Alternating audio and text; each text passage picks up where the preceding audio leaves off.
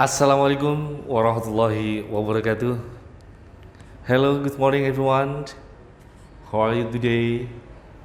Hopefully all of you are in condition so we can join the class today happily and enthusiastically.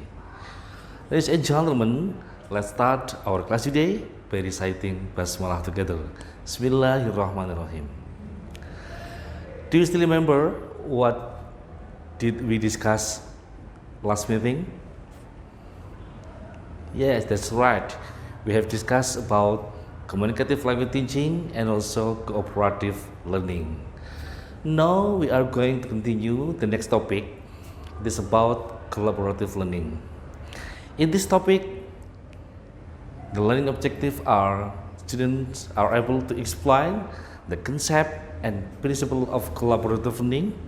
So after the previous meeting you learned about communicative language teaching and then cooperative learning, now you should understand collaborative learning. And then after understanding all the concept and the principle of collaborative learning, at the end of the session, the student should be able to demonstrate the learning model by using collaborative learning. Are you ready, guys? Let's go. In this topic, we have some subtopic in collaborative learning. We have definition or function, we have characteristic and student model, we have the way of teaching, we have also advantage and disadvantage of this collaborative learning. Next, go on the definition. Collaborative learning is an activity when the students work together in a group, focusing on interaction and sharing experience to collectively build knowledge. So in this definition, we can underline the focus is on the interaction between the students, and then they will share experience. After that, in this model, it will be an active dialogue aiming to construct shared understanding and aligns with the idea that learning is a joint construction through collaboration. Now we see the function. In this collaborative, there are some functions: enhancing the social interaction, crucial in language teaching, and then developing social skill and also enhance the entrepreneurial skill. In social interaction, it is aimed to strengthen the social interaction among the students, fostering better comprehension of learning materials. In the activity, the students should have interaction among the members of the group. So absolutely they will have a better comprehension of learning material by having interaction with other friends. And then in English language teaching, it is vital as a communication and collaboration are integral to language proficiency, because if someone learn language, they should practice to communicate the idea with others.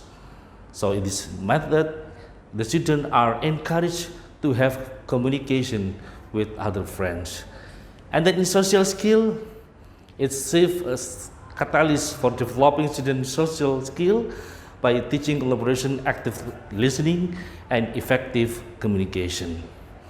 And the last, in entrepreneurial skill, through structured interaction, it is to improve interpersonal skill, but also cultivate critical thinking abilities. The student not only learn material, but they should have critical thinking by having the collaboration with the member of student.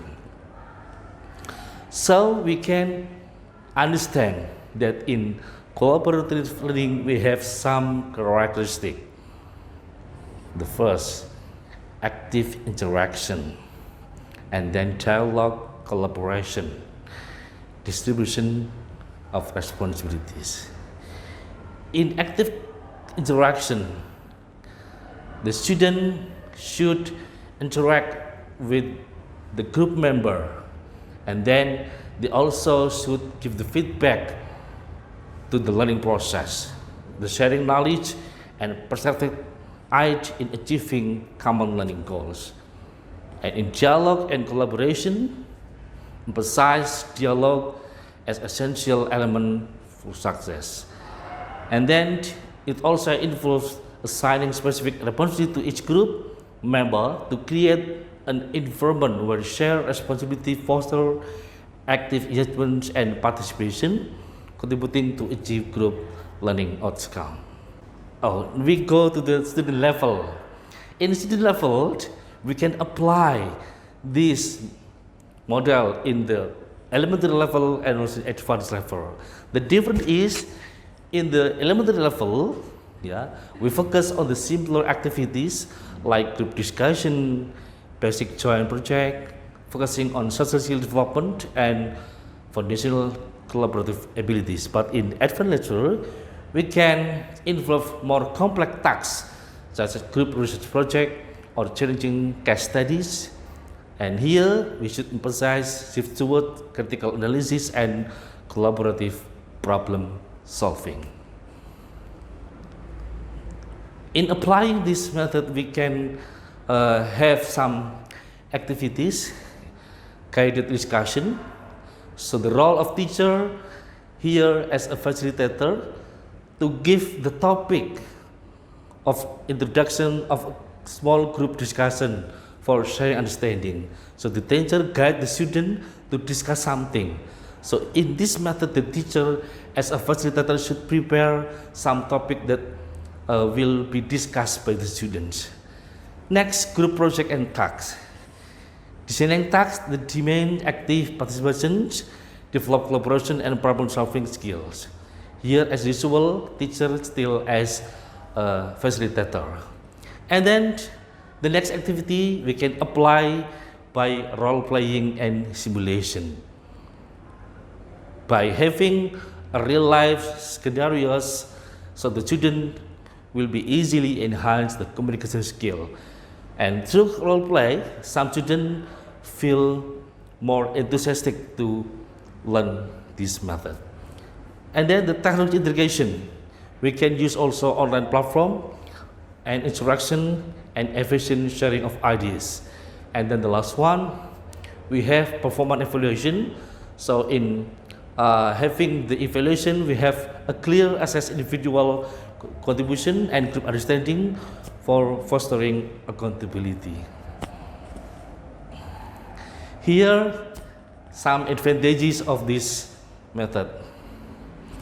In the scope of social skills, it develops communication, negotiation, and also cooperation, understanding, enhanced comprehension and concept retention. It also for the motivation for students to pose engagement and responsibility in learning. It has also a critical thinking that is improved analytical skill through group collaboration. So in the activities, it is not only for the learning, but it have some advantages that can encourage students to have a critical thinking.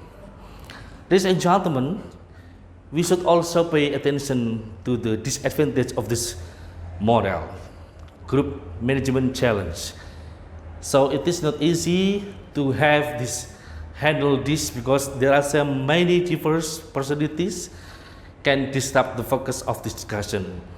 We have also unequal contribution, varying involvement affect group work quality, and also we have time demand because this is ample time conflicting with busy curriculum, and then also it depends on peers of a reliance and individual dependence needing robust teacher's guidance. So this is some disadvantage of this model. Next, we go on the difference between integration of collaborative and cooperative learning. So we can see the difference from collaborative and cooperative in the interaction focus, in the learning objective, structure and roles, and also in individual responsibility. Collaborative emphasize shared understanding through dialogue, but in cooperative priorities task division among group members. So dialogue and group members. Remember, focus on dialogue and group member. And then the learning objective. In collaborative, aim to deep comprehension and share understanding, but in cooperative focus on achieving group objective to share responsibilities. So in collaborative, it more deep comprehension and share understanding.